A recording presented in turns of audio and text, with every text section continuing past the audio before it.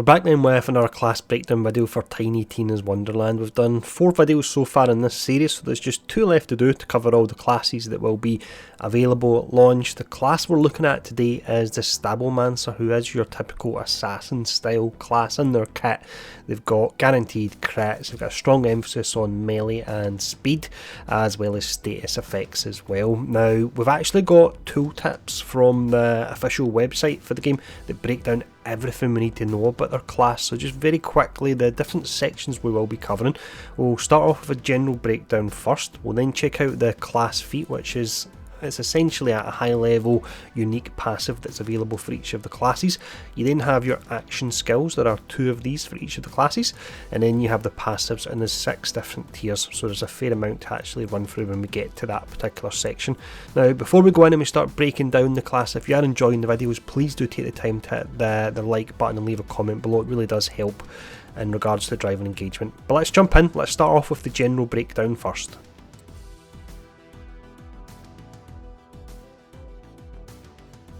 We start off then with this official class breakdown we have from the website. So the Stabbomancer specialises in critical hits and status effects. They're able to keep enemies guessing by alternating between guns, melee weapons and spells, all the while moving in and out of stealth to score guaranteed critical hits. That sounds really pretty nice.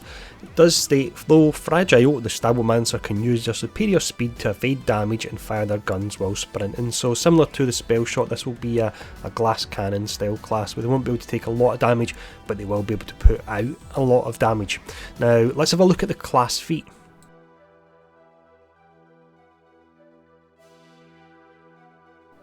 So this class feat here is by far the simplest one I've actually seen. Various other characters can have summons and so on as class feats, and the summons will have various different elements to them. This one here is really simple. It's called Dirty Fighting, and it's the Fate Maker's critical hit chance is increased. That's it. Really pretty simple.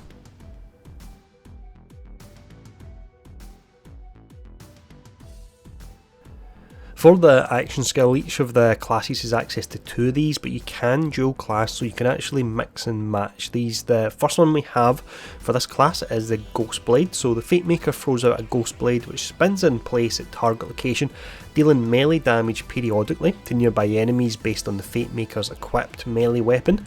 Pressing the action skill button while Ghost Blade is active causes it to teleport to the target location and reduces its remaining duration by a small percentage. So if you fire this out and the enemy moves to a different location, then you can place it again, but the actual duration of it will be reduced as a result of that. But that's the first one. Let's check out the next one.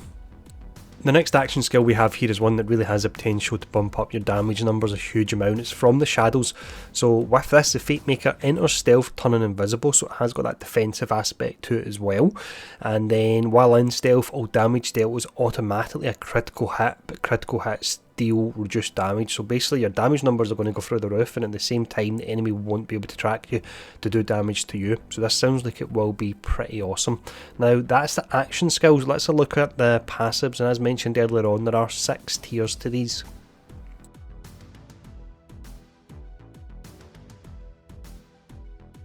So the way the passive works then is you have to invest points in a particular tier, and that in turn will then hit a threshold for you that allows you to unlock the next tier and invest points in them. So we'll look at these in order. So this is tier 1 we start off with. We have Arsenal first, so melee damage is increased, spell damage is increased and gun damage is increased. We then have Haste, so melee attack speed is increased, movement speed is increased. When you cast a spell, double this bonus for a duration, so that's got me thinking this could work nice with the spell shot class potentially. We then have Potent Poisons. This one here, status effect damage is increased, status effect duration is increased as well. So the general theme you'll see when we go through the passives here is that you've got increased damage first and like increased crits and so on. You've got an emphasis on status effects, increasing what they do and the duration, and also you've got your increased movement speed and survivability through going invisible or moving faster and so on. But let's check out tier 2. We start off this tier with follow-up, so whenever the Fate Maker deals gun damage to an enemy, increase the damage of your next melee attack. This effect can stack and melee attacks consume all stacks, so I'm thinking that with the move where you can actually go invisible and it makes your hits during the duration of that guaranteed crits, what you could do is you could build up your stacks via gun damage, go invisible, and then you've got your melee attack, which will be a guaranteed crit, but you'll have your additional stacks of damage on it as well, so that could work really nice. We then have Swift Death next. This will actually synergise really well with the middle passive from tier 1. So with this one, while moving, the Fate Maker gains increased damage dealt. The faster the Fate Maker moves, the greater these bonuses, and your tier 1 would allow you to move faster. So yeah, as mentioned, these will synergise really nice together. We then have Exploit Their Weakness. Whenever the Fate Maker applies a status effect to an enemy, the affected enemy takes increased damage from all sources for its duration. The effect can stack per unique status effect. So that's tier 2. Let's have a look at the tier 3 passives. When it comes to the tier 3 passives, you generally only have 1 or 2 options, but they normally will be on the stronger side. So 2 options we have available here. The first one is Nimble Fingers. Whenever the Fate Maker deals melee damage, the fire rate and spell damage, it says are increased, it should be is increased I imagine, for a duration. We then have Shadow Step, so this is a kill skill, so with this you need to defeat an enemy and you'll gain it, so it's quite situational. It's good when you're going up against a group of random enemies, but if you're fighting perhaps one boss and there's no adds that actually spawn during the fight, then it won't be as good. But this one here, the Fate Maker's next melee attack is a guaranteed critical hit for a short duration. Again, that would actually synergise well with the passive we were talking about, where when you use your gun you gain stacks of increased melee damage. But that's tier 3, let's have a look at the next one.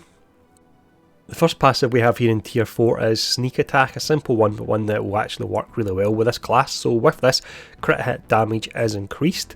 We then have Elusive. This is tying in with the theme when your character's moving quick and it's going to be hard to actually hit them. So this one here, you can now shoot and sprint at the same time, gain a chance to evade incoming damage while moving. The faster you move, the greater the chance. That actually sounds like it could be really fun. Then we finish this up with Contagion. So whenever the Fate Maker applies a status effect, there is a chance to spread to nearby enemies. If no enemies are nearby, deal a percentage of the status effect's total damage to the enemy instead. Now let's have a look at tier 5. Just the 2 passives we have here, but again they are on the stronger side. We have 1000 Cuts. So with this, critical hits grant the Fate Maker increased damage dealt for a duration. This effect can stack up to 10 times. Melee critical hits grant additional stacks. So if you use that action skill that makes you invisible and gives you your critical hits and you're doing a ton of them, then you'll be getting increased damage as well. Sounds like it'll work really nice. We then have Alchemical Agent. With this one, melee critical hits apply a random status effect. So you can see there's quite a few passives that are all tied around status effects as well. But let's check out tier 6. There will only be 1 passive available here, but this is normally a really powerful one.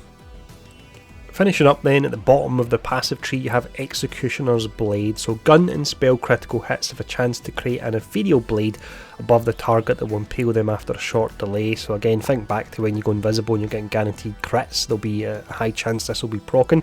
It also says that ethereal blades deal melee damage based on the Fate Maker's equipped melee weapon.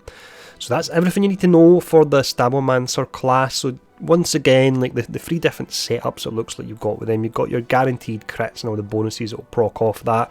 You've got your strong emphasis on speed and really being evasive for survivability, and then you've got status effects as well. They look to be a class that could actually fit pretty well with a lot of them. I'm quite tempted to maybe look into the Stabbomancer and the Spell Shot. The Spell Shot is a glass cannon class.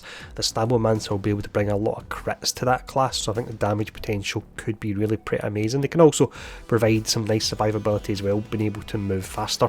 But let me know what you think of this class in the comments below. Let me know which class you think you'll pair them up with, and thanks for tuning in, stay safe, and I'll see you all again soon.